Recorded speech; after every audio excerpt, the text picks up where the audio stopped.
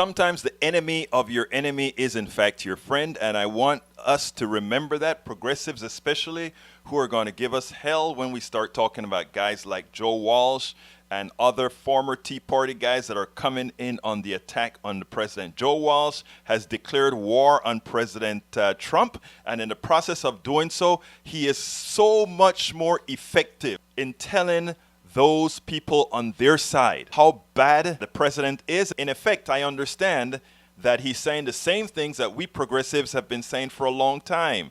But you know what?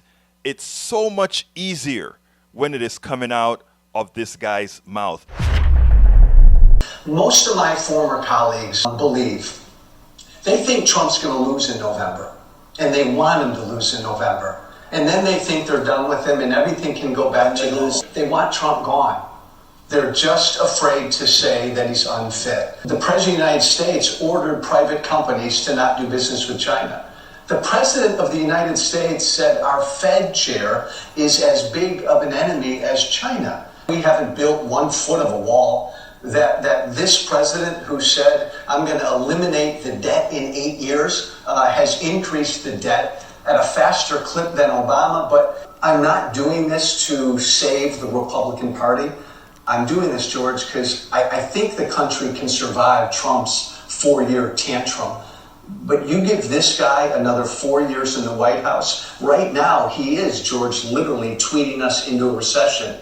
Tweet us into war. But as you know, presidents who face a serious primary challenge, it tends to weaken them, they tend to lose. Are you prepared to take responsibility if you do well in this for helping elect a Democrat that some of your viewers and listeners will say, oh, socialist? It doesn't matter. Absolutely. I'm going to do whatever I can. I don't want him to win. The country cannot afford to have him win. If I'm not successful, I'm not voting for him. I'd rather get back to the place, George, where I'm sitting down next to a Democrat member of Congress and we're arguing about capitalism and socialism. We're arguing about ideas. But instead, we're talking about a child in the White House. Be brave is our campaign slogan. I believe there are people out there dying to come out, stick their necks out, and say publicly what they believe privately, that this guy is unfit, he's indecent, he's setting a horrible example for millions and millions of American children every day. We have somebody in the White House who's not fit to be president. Everybody knows that. Look, folks, this guy's no saint. This guy's horrendous. This guy did the meanest things against President Obama. This guy is a racist. You name it. This guy is no good. And he's trying to make himself look better as he joins the fray, as he puts down Donald Trump. But you know what? It doesn't matter. This guy is against Donald Trump. And this guy is going to, he's not going to win, or even if he wins, he's just as bad, and people have learned their lessons.